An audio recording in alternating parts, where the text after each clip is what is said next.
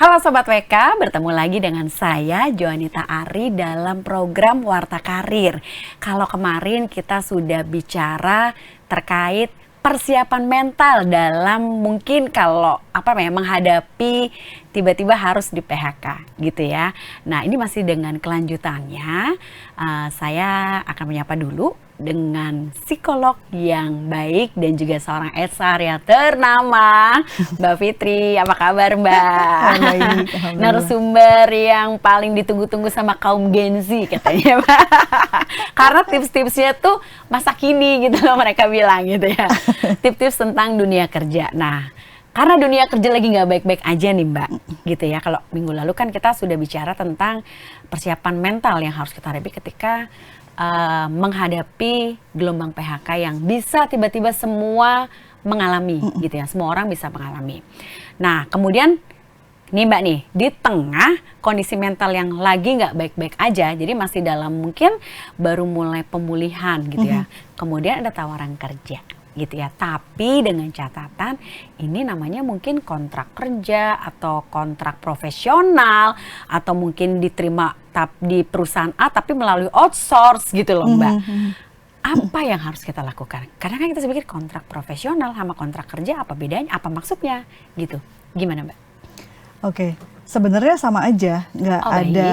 Itu cuma penamaan aja dari setiap perusahaan. Ada kontrak profesional, ada kontrak konsultansi barangkali. Terus kemudian kalau dari outsourcing mungkin agak beda ya. Kalau kontrak profesional biasanya langsung di bawah perusahaannya itu. Oh, under perusahaannya under langsung perusahaan. Ya. Cuma memang biasanya kemudian mereka tidak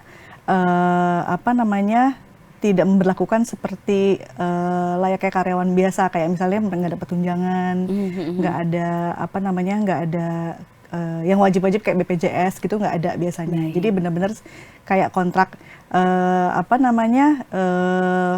antar perusahaan aja gitu. Jadi nggak ada kewajiban buat terkait kesejahteraannya.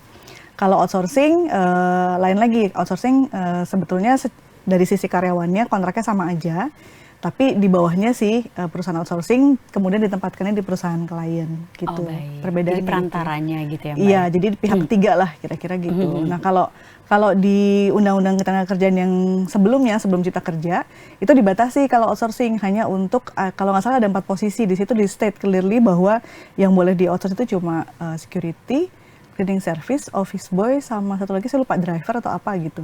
Nah kalau di Undang-Undang yang baru, itu nggak ada pembatasan, jadi bisa siapapun dan posisi semua apapun pun. Betul. Jadi kalau dulu disebutnya yang boleh di outsource itu hanya function-function yang nggak core, yang bukan inti, sementara yang inti harus dijadikan karyawan. Kalau sekarang nggak gitu, jadi mana yang core, mana yang non core udah nggak ada pembatasan. Itu jadi, yang saya pahami. Even profesional pun bisa dikontrak melalui outsourcing gitu ya Mbak?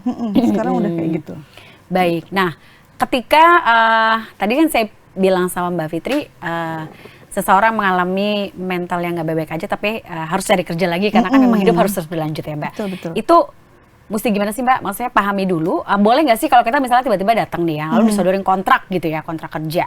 Itu gimana? Boleh nggak sih kita minta waktu untuk membaca dengan detail, mendiskusikan dengan orang yang mungkin mumpuni, atau kalau misalnya diminta, nggak bisa, kamu kalau mau tanda tangan sekarang, kalau nggak ya udah, itu gimana? Menurut Mbak Fitri, saran Mbak Fitri, sikap yang seperti itu dari para pemberi kerja kepada pencari kerja, gimana? Harus seperti apa? Kalau bicara boleh sih boleh aja, dan memang menurut saya kita sebagai pencari kerja atau calon karyawan harus dengan detail baca gitu, karena bahasa hukum itu kan kadang-kadang suka abu-abu ya. Interpretasinya apalagi buat kita yang awam gitu. Kadang-kadang kita interpretasinya A, ternyata ada A plus-plusnya gitu di situ. Jadi gitu. jangan sampai iya-iya aja gitu ya Mbak? Iya betul, nah cuma memang jadinya kalau misalnya dari sisi perusahaan modelannya kan gitu, take it or leave it gitu. Kalau gitu. Lo mau ambil nggak ya udah gitu, nggak ada kesempatan untuk baca kita nggak punya dulu. cukup banyak waktu untuk kasih lo kesempatan diskusi sana sini misalnya kayak gitu.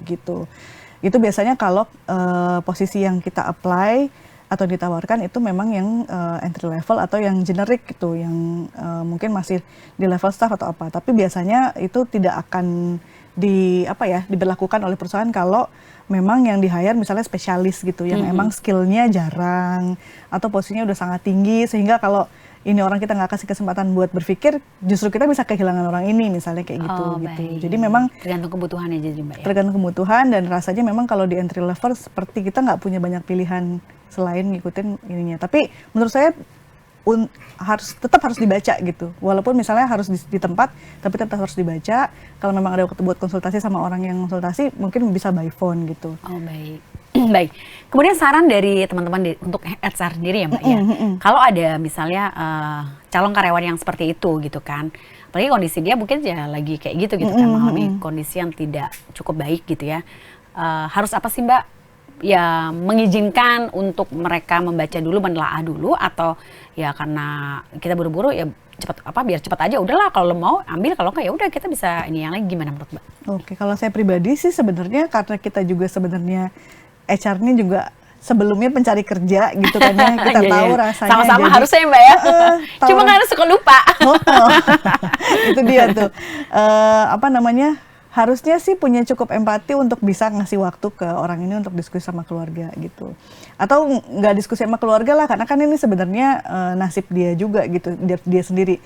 Tapi paling nggak kasih waktu orang ini buat mempelajari gitu, apa-apa yang menurut dia nggak pahami. Kasih kesempatan buat tanya ke HR-nya juga, atau mungkin kalau dia punya orang yang lebih kompeten di luar sana, dia mau diskusi, dia jadi punya cukup waktu, kayak gitu-gitu. Itu harusnya sih HR-nya kasih cukup waktu ya. Atau mungkin HR juga nggak nguasain kali apa yang sebenarnya sehingga di kontrak itu gitu. Dia takut ditanyain. Aduh, bahaya juga tuh kalau iya, makanya. Jadi sekali lagi kalau menurut saya HR tuh jangan cuma jadi eksekutor gitu. Jadi dia juga harus paham apa yang akan dia sampaikan ke karyawan, harus siap juga dengan pertanyaan-pertanyaan. Karena kan kita nggak bisa expect semua calon karyawan itu punya karakter yang sama, yang iya-iya aja misalnya. Ada yang kritis, apalagi anak-anak Gen Z sekarang gitu kan. Mereka udah terekspos sama informasi yang kaitannya sama undang-undang tenaga kerja dan lain-lain, harus siap dengan pengetahuan mereka juga ya Mbak ya. Benar. Karena mungkin di luar, unexpectable nih, di luar kendali kita gitu ya. Nah, gini Mbak, ada nih satu kasus yang seperti yang Mbak mungkin tadi udah agak spill sedikit ya. HR mungkin tidak terlalu paham akan isi kontrak kerja yang disodorkan oleh calon karyawannya. Kalau misalnya dia mengalami hal itu, boleh nggak sih kalau misalnya si HR ini tuh langsung ke atasannya lagi gitu loh, untuk menghadapi si calon karyawan ini, atau malah enggak lah, tetap harus gue biar gengsi lah gitu loh, kayak gitu. Menurut Mbak gimana Mbak? Kan ada tuh ya seperti itu Mbak. Menurut saya sih kalau udah kaitannya sama hal-hal yang sifatnya legalitas gitu, terus urusannya dengan kepegawaian, memang harus itu tanggung jawabnya HR, nggak bisa ke atasannya. Kalau urusannya sama job description misalnya. Oh, bukan, maksudnya atasan si HR-nya gitu loh Mbak. Oh, atasan si HR-nya. Iya. Misalnya dia nggak cukup bisa menghadapi pertanyaan-pertanyaan dari calon karyawannya ini terkait kontrak gitu ya. Itu bisa nggak sih Mbak kalau misalnya kita minta bantuan gitu ya, atasan kita yang harus gitu. Bukan phone a friend ya? Bukan phone a friend. Call the boss. Kalaupun memang kayak gitu, emang nggak bisa dipungkiri barangkali yang dikasih tugas buat ketemu sama si calon karyawan ini misalnya anak baru gitu. Mungkin untuk menjaga kredibilitasnya HR, jangan terus kemudian si HR ini manggil atasannya buat ngadepin langsung. Tapi yang harus dilakukan adalah mungkin minta waktu, justru si HR ini minta waktu sama karyawannya untuk nanyain ke atasannya, nggak apa-apa gitu, nggak masalah gitu. Jadi juga jangan sok tahu untuk ngambil keputusan itu gitu ya. Karena ternyata Mbak, pernah terjadi dari satu temen saya gitu ya yang mengalami hal itu, kemudian dia tanya-tanya gitu ya, bilang kan dia itu mengalami pemutusan hubungan kerja, jadi tidak diteruskan kontraknya. Terus dia tanya alasan utamanya karena ini gitu kan. Tapi dia merasa poin-poin yang disebutkan itu tidak dia lakukan gitu loh. Jadi dia melakukan pertanyaan-pertanyaan banyak gitu. Nah, tapi memang ternyata jawaban si HR ini tuh ya menurut dia sih kayak sok tahu. Nah, itu akhirnya jadi masalah, berujung si HR ini akhirnya juga mengalami pemecatan gitu loh. Maka jangan sampai itu terjadi gitu lah ya Mbak ya. Setuju. Gitu. Nah, kalau Mbak Fitri sendiri pernah nggak sih punya pengalaman mecat orang gitu? Atau memberhentikan orang itu pernah nggak sih? Boleh dong spill ke kita nih pengalaman langsung dari seorang HR mumpuni. Pernah nggak sih? Terus rasanya kayak gimana gitu loh? Gimana Mbak? Ya Allah, bener deh. Ini pertanyaannya ini banget. Harus bikin saya nge-recall hal-hal yang nggak mengenakan. Jadi waktu itu saya diuntungkan dengan COVID ya, karena memang di COVID kondisi itu nggak mau gitu. Jadi saya baru join di Desember 2021 waktu itu. COVID kejadian, 2019 COVID itu kemudian di Maret naik banget kan. Iya, 20 Maret saya ingat Saya banget join itu, tim saya totalnya ada 9 orang. Begitu di Maret itu saya diminta untuk nge-cut tim saya sebanyak 5 orang. Jadi kesisaan cuma 4 orang. Ya, Mbak, ya? Berat banget buat saya yang baru join ya, masih carmuk nih sama anak buah gitu kan. Gue leader baru loh, manajer baru gitu. Harus nge-cut 5 orang. Kan harus milih gitu. Jadi gimana ini ngomongnya. Dan atasan saya ya nyerahinnya ke saya, walaupun saya waktu itu statusnya baru kan. Tapi anyway lu manajer, mau nggak mau harus ngambil tanggung jawab ini. Ya udah, akhirnya bingung kan milih yang mana. Karena kan mereka belum kerja bareng sama aku lama kan. Mau pakai performance kriteria bingung juga karena mereka belum kelihatan performance-nya juga selama beberapa bulan itu. Akhirnya pilihannya adalah cari yang memang kontraknya sudah mau habis waktu itu. Oh baik, itu paling aman ya Mbak ya? Itu udah paling aman banget, Beratnya setengah mati Mbak Nonon, jadi nggak mudah gitu untuk ngomongnya. Jadi saya benar-benar nyiapin mental. Jadi buat kita yang mau ngomong juga harus nyiapin mental loh, nggak cuma yang mau di PHK gitu. Jadi waktu itu saya cari tempat yang enak, nggak di kantor gitu ya, buat ngomong ke mereka, saya kasih pengertian dan sebagainya. Ya itu diuntungkan sama sama pandemi. Nah tapi di waktu yang bersamaan ada satu tim saya yang juga ternyata bermasalah secara attitude gitu. Jadi selama kita WFH itu adalah dia alasannya jadi cukup kuat ya Mbak ya. Saya bilang sama atasan saya boleh nggak mencat satu lagi. Malah ngajuin nih ya. Tapi kali ini karena attitude problem gitu. Jadi bukan karena pandemi gitu. Karena dia termasuk yang di request sama manajemen untuk dipertahankan karena alasannya senioritas. Saya bilang saya mendingan narik balik yang baru saya cut, yang junior, ketimbang saya harus mempertahankan dia gitu. Nah, jauh lebih mudah kalau memang masalahnya adalah performance atau attitude gitu. Waktu itu ya tim saya ini nggak bisa berkilah, nggak bisa argue saya karena saya punya bukti chat-chatannya gitu. Ini yang bikin saya kemudian propose kamu untuk terminate saya bilang gitu. Tapi sekali lagi apapun alasannya tetap nggak mudah gitu karena mikirnya kebetulan tim saya ini adalah bapak dari 2 anak gitu yang jadi tentu dengan saya cut pun saya akan kasih dia masalah lah kira-kira begitu. Cuma kalau mempertahankannya dia di situ juga akan nggak bagus juga buat company gitu. Jadi masalah buat Mbak Fitri juga dan company juga gitu ya Mbak betul, ya? Betul. Baik. Baik Mbak, waktu itu tuh Nonon tuh pernah punya temen HR ya. Untuk dia harus nge-cut divisi lain gitu ya. Itu sampai lempar-lempar bilang, udahlah lu aja gitu. Ternyata senggak enak itu ya Mbak ya. Iya. Ada lagi saya waktu pernah baru join terus langsung disuruh terminate orang gitu, udah senior juga gitu. Jalan tengahnya adalah daripada lempar-lemparan, ayo kita berdua aja gitu. Jadi saya tarik atasannya, ada saya juga di situ. Jadi kita sama-sama ngomong. Jadi begitu orang ini kemudian nanya penyebabnya apa, kalau yang kaitan sama performance, saya suruh atasannya yang ngomong gitu. Itu yang lebih aman sebenarnya. Nah, ini tips juga nih buat teman-teman HR nih. Jadi nggak usah lempar-lemparan lagi gitu ya Mbak.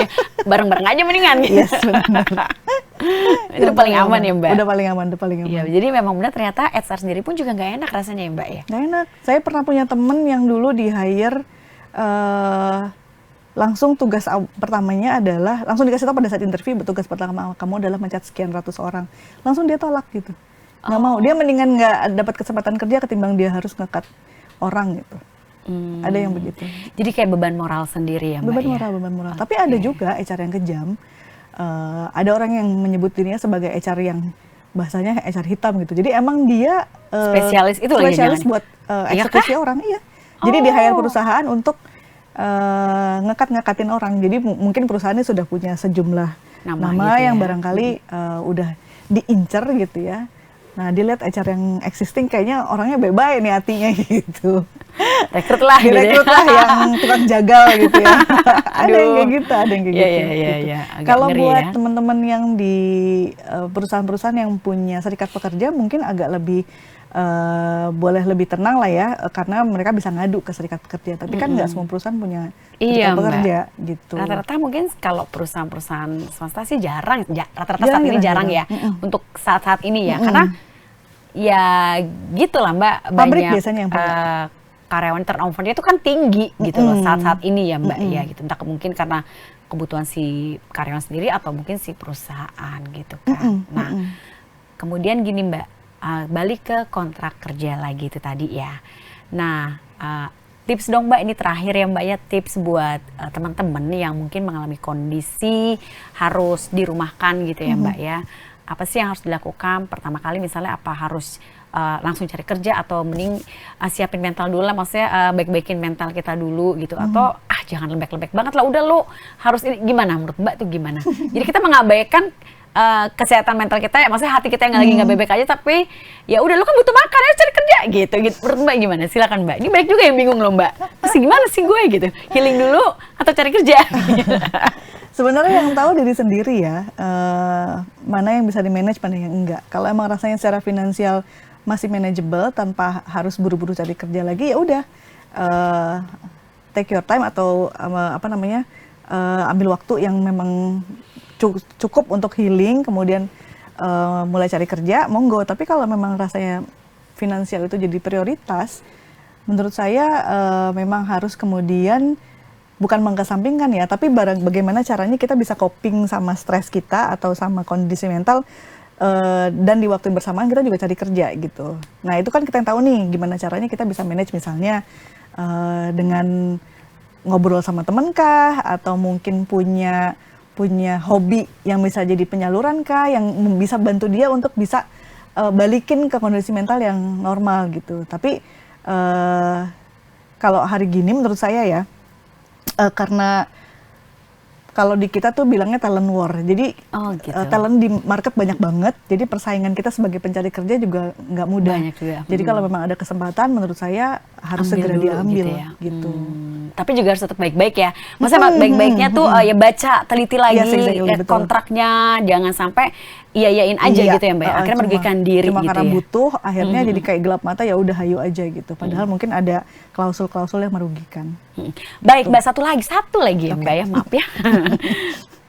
Kalau misalnya kita dihadapkan pada kontrak kerja yang mengharuskan kita ditahan ijazahnya ataupun surat berharga yang kita miliki, misalnya STNK dan sebagainya, itu menurut Mbak gimana? Setahu saya sih, koreksi saya kalau saya salah ya teman-teman, yang kayaknya udah nggak boleh tuh nahan ijazah gitu. Ada aturannya nggak boleh gitu. Jadi sebetulnya nggak bisa ditahan ijazahnya.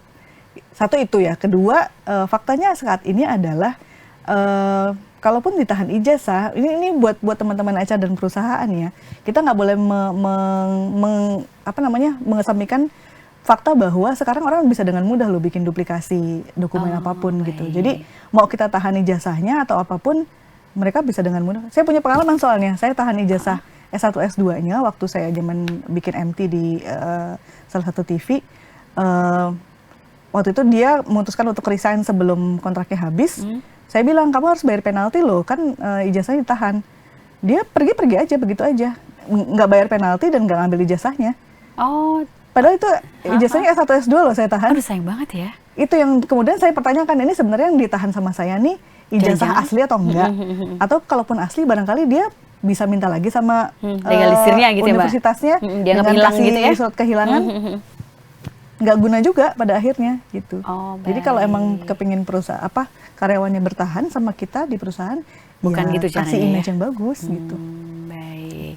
Oke, baik Sobat PK, terima kasih Mbak Fitri untuk pencerahan pada hari ini, pengetahuan-pengetahuannya dan juga tips dan triknya tadi yang justru membuat kita tuh jadi lebih terang ya Mbak ya. Jadi tahu bahwa kalau harus ngadepin kontrak kerja seperti apa, atau ternyata pengalaman HR untuk mecatin orang tuh kayak gini ya, gak enaknya juga gitu.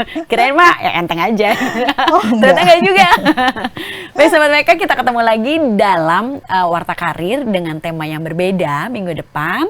Tentunya masih dengan Mbak Fitri, atau mungkin nanti Mbak Fitri mau bawa teman-teman lainnya yang bisa memberikan edukasi untuk kita. Sampai ketemu minggu depan, dan terima kasih sudah menyimak. Saya Johanita Ari, pamit undur diri.